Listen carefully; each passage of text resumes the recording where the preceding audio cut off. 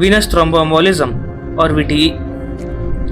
It is a serious and potentially life-threatening condition that involves two major complications. One is deep vein thrombosis (DVT). Second is pulmonary embolism (PE). DVT occurs when a blood clot forms in the deep veins, usually in the legs. If this clot dislodges and travels to the lungs, it can cause pulmonary embolism, blocking blood flow and posing severe risk to the patient life.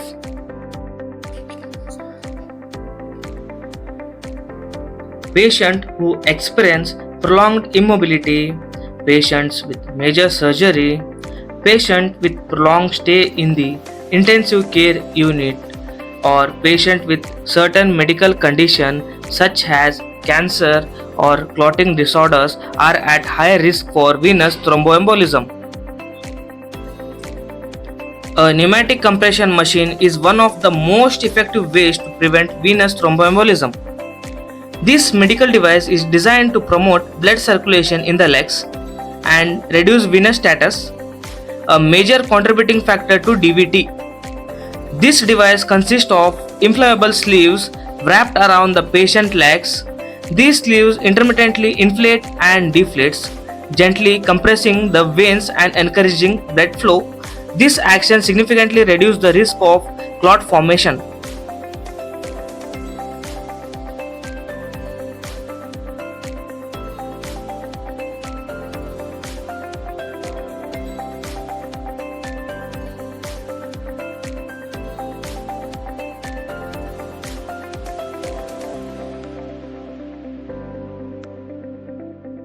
Pneumatic compression machines have become widely accepted as a preventive measure in hospitals, particularly for post-surgical and bedridden patients.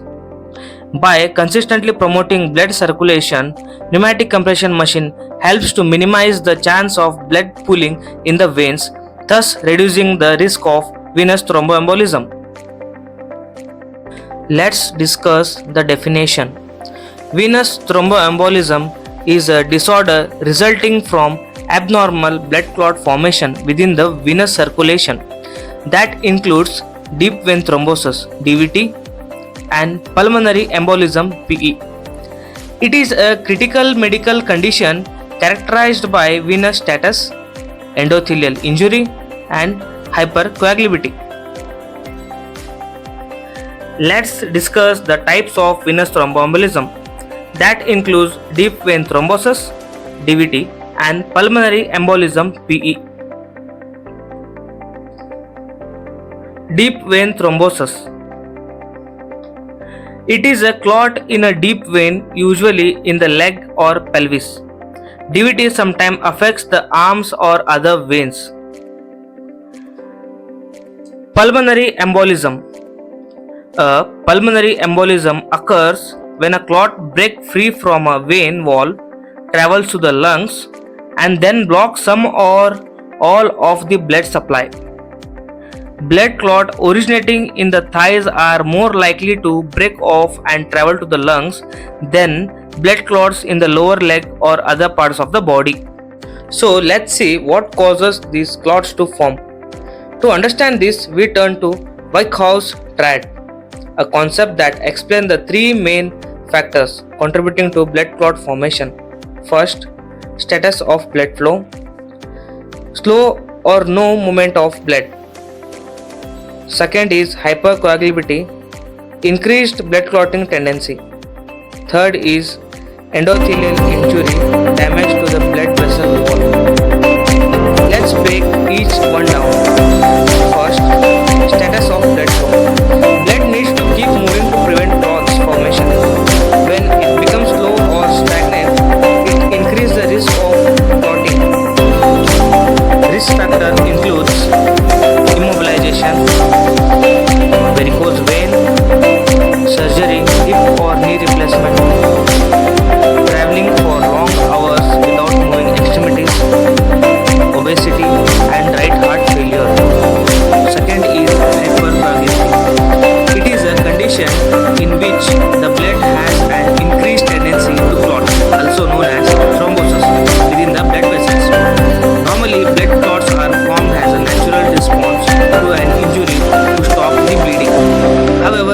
people with hypercoagulability, the blood can clot even without an injury, or too much in the response of minor injuries. This abnormal clotting can lead to dangerous health conditions. Risk factor includes: first, malignancy associated coagulopathy; second, dehydration. Dehydration thickens blood and slows flow, thus increasing clotting risks. Third is use of estrogen containing contraceptives or hormone replacement therapy. Estrogen can increase the level of certain clotting factors in the blood, such as factor 7, 8, 10, and fibrinogen. This factor plays a crucial role in the coagulation cascade. Third is endothelial injury or endothelial dysfunction. It damages or impairs the endothelium, which is a thin single layer of flat endothelial cell lining in the inner surface of the blood vessel. When the endothelium is injured or dysfunctional, it loses its ability to regulate normal vascular function, making the person prone to blood clots formation, that is thrombosis. Condition that causes damage to the endothelial lining. First, IV drug usage, venipuncture and drawing blood. Second, indwelling lines, central lines and peripheral lines. Third, medications, chemotherapeutic drug or hypotonic solutions. Fourth, trauma or injury to the vessels or while performing the surgery. Let's go through an effective ways to prevent venous thromboembolism. The device is pneumatic compression machine.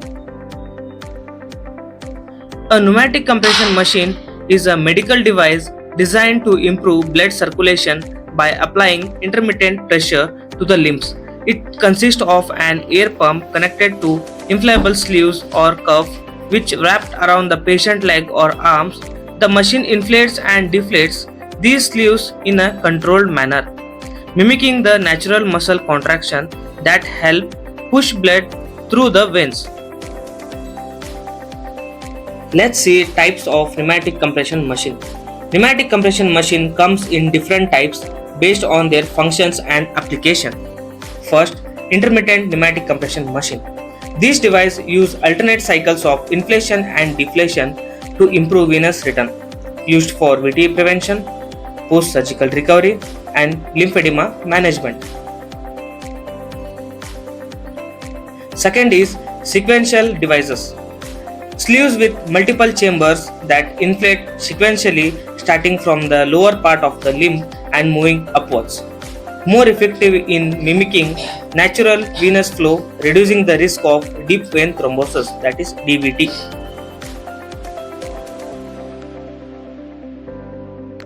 Let's see the role of pneumatic compression machine in venous thromboembolism prevention.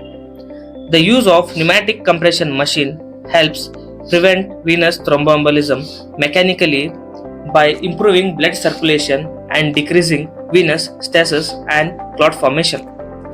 Pneumatic compression therapy plays a critical role in VTE prevention through several key mechanisms. First is mechanical effect, second is hemodynamic effect, third is thrombus prevention mechanism.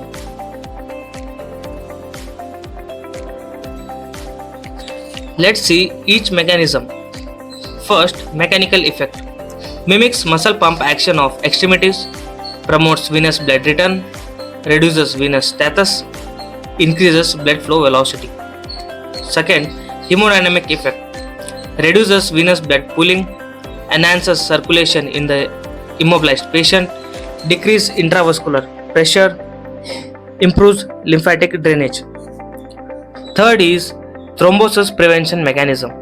Prevents blood clot formation, reduces endothelial damage risk, maintain constant blood flow, balance venous stagnation.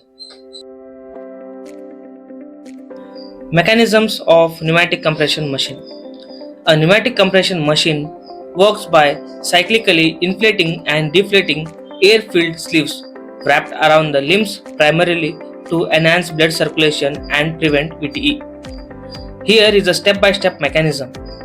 First, cuff inflation, compression phase.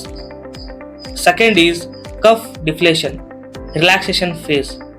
Third is cycle repeats.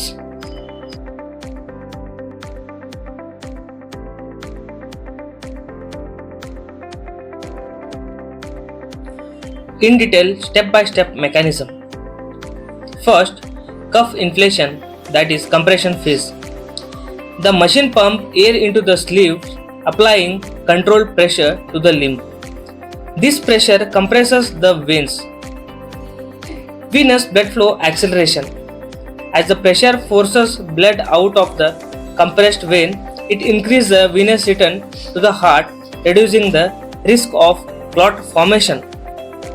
Second is cuff deflation, that is relaxation phase. The cuff deflates, allows the vein to refill with oxygenated blood.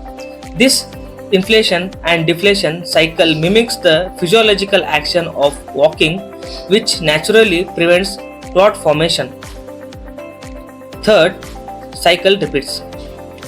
The machine alternates between compression and relaxation, ensuring sustained blood flow and preventing venous stagnation. Let's see indication and contraindication for using pneumatic compression machine. Indications are deep vein thrombosis prevention, lymphedema management, chronic venous insufficiency, prolonged immobilization, peripheral edema, post-surgical recovery, and athlete recovery. Contraindications are severe peripheral artery disease, acute infection or cellulitis, congestive heart failure, uncontrolled hypertension, open wound or skin infections, pulmonary edema, severe neuropathy, and fractures or unstable orthopedic injuries are the contraindication for using pneumatic compression machine. Selecting the sleeve type. There are three types of compression sleeves. First, calf sleeves for lower leg compression. Second is full leg sleeves, covers the entire leg, often used in lymphedema therapy. Third is foot sleeves, used for foot edema. Here is the demonstration clip on the application of pneumatic compression machine. Hello everyone, today I am going to demonstrate how to use pneumatic compression machine. So let's see what is pneumatic compression machine. So this is called pneumatic compression machine. It has two ports where air comes and goes. It has a power supply button, it has a power button, and it has a handle to attach to the bed. So these are the pneumatic machine cuff. These are applied on patient legs, and these are the extension wires so that we can extend from the pneumatic machine to the cuff. Proper use of this device can significantly improve blood circulation and prevent blood clotting. This is pneumatic compression machine. It has power port, it has airway port, it has power button. So whenever there is no power, there will be light indicated here. If there is no pressure, the light will be indicated here, and this is a setting of pressure. And if you want only one sleeves to be inflate and deflate, we need to press this long. These are the pairs of pneumatic compression sleeves, even called cuff. So before applying to the patient, we need to check it once. So there will be airway port for the both sides. So we need to open this. So the procedure is lay the sleeves on the bed with cotton lining facing up. Some markers will be indicated for the correct placement for the ankle and popliteal area. Before applying pneumatic compression sleeves to a patient leg, first assess for skin condition, that is wounds, ulcer, rashes. Second is swelling and edema. assess for pitting edema or severe leg swelling. Since the patient has varicose vein, compression therapy is indicated. Here is step-by-step procedure for the application of pneumatic compression machine.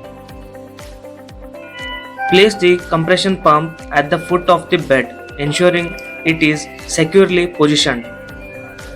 Connect the power cable to the pump, plug it to the socket and on the switch. Now attach the sleeves tubing to the compression machine, ensuring a secure connection. Long press the power button to start.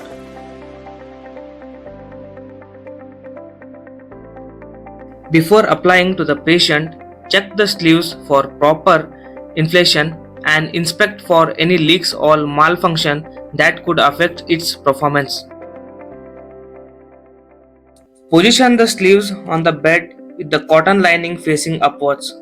Carefully place the sleeves under the patient leg, ensuring the tubing is directed towards the heel for proper alignment and functionality.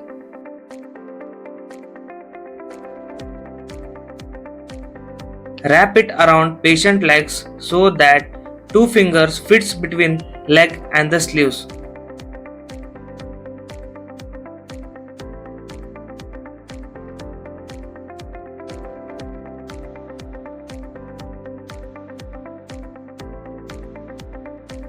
Now attach the sleeves tubing to the compression machine, ensuring a secure connection. Now we can observe the cuff inflating and deflating, stimulating natural muscle activity in an immobilized patient.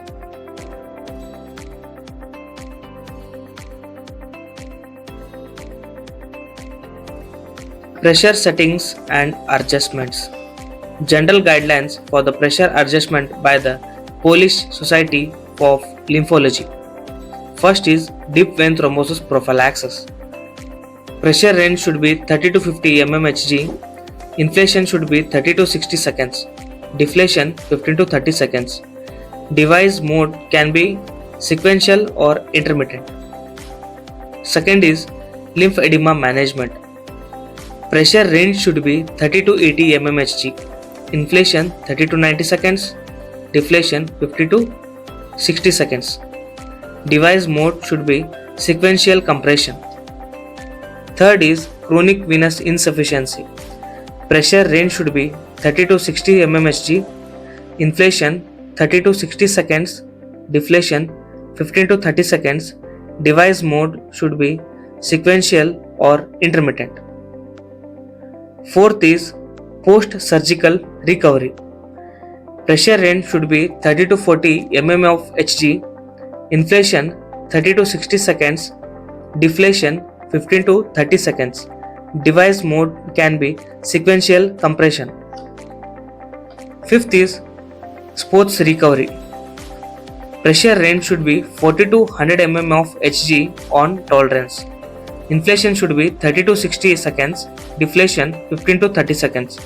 Divide mode should be sequential compression. Some common errors and troubleshoot issues. First, device fails to inflate or power on. Common cause can be power supply issue like unplugged device, fault outlet or fault adapter, defective pump or motor failure, brown fuse or electrical damage. So let's see troubleshooting. Check the device is properly plugged in and switched on. Try a different power outlet. Replace the fuse if necessary. Contact manufacturer support or a biomedical technician for repair if the issue persists. Second, uneven or no compression in the sleeves. Common cause can be disconnected or blocked air tubing, wrinkled or improper applied sleeve, leaks in the air chamber of the sleeves, or pump malfunction. So let's see the troubleshooting. Ensure all air tubing connected are properly attached to the both the pump and the sleeves. Check for kinks or twist in the tubing and straighten them. Inspect the sleeves for leaks. If air escapes, the sleeve may need replacement. Reapply the sleeves, ensuring it is smooth again the skin without wrinkles. If none of the above works, test the device with a different sleeve to determine if there is a issue is with the pump or the sleeves. Third, excessive pressure or patient discomfort. Common causes can be incorrect pressure setting that is too high, sleeve too tight or improperly sized, pre-existing circulatory conditions such as peripheral artery disease. Troubleshootings can be reduce the pressure settings gradually and observe the patient response. Measure the limb circumference and ensure the correct sleeve size is used. Reposition the sleeves to ensure it is not cutting off circulation. Fourth, alarms or error messages on the device. Common cause can be low pressure detected, leaks in the sleeves or tubing, device overheating due to prolonged use, internal pump or sensor malfunction. Troubleshootings are ensure all the connections are secure and there are no leaks. If the device has been running for an extended period, turn it off and let it cool down before restarting. If alarms persist, contact technical support for further assistance. Patient monitoring during intermittent pneumatic compression therapy. First is monitor skin and circulation. Check skin color and temperature every 1 to 2 hours. Check skin color and capillary refill for arm compression therapy every 1 to 2 hours. Observe the redness, irritation, or pressure source under the sleeves. Ensure the patient does not experience pain, numbness, or tingling. Second is observation for signs of complications. If the limb becomes cold, pale, or blue, stop therapy immediately. Watch for increasing swelling, which may indicate improper compression. Monitor for shortness of breath or chest pain, which may indicate a pulmonary embolism. Cautions: always begin with the lower effective pressure and adjust based on patient tolerance. Monitor skin integrity, circulation, and comfort during use. Avoid exceeding 120 mm of Hg as high pressures can impair circulation and cause discomfort. In patients with neuropathy or sensory deficits, use caution and regularly check for pressure related injuries. Conclusion: venous thromboembolism or VTE, which includes deep vein thrombosis and pulmonary embolism, is a serious condition that can cause significant health problems and even death. It is important to prevent VTE, especially in the people who are at higher risk, such as those who have undergone surgery and immobilized patients in the ICU. Pneumatic compression machine are a very effective ways to prevent VTE. They use intermittent or sequential compression to improve blood circulation and reduce the risk of blood clots. It is important to use pneumatic compression machines and monitor them closely to ensure they work properly and safely. Healthcare providers should regularly check the patient's skin and circulation and adjust the pressure settings. Pneumatic compression machines are a valuable tool in critical care setting for preventing VTE and improving patient outcomes.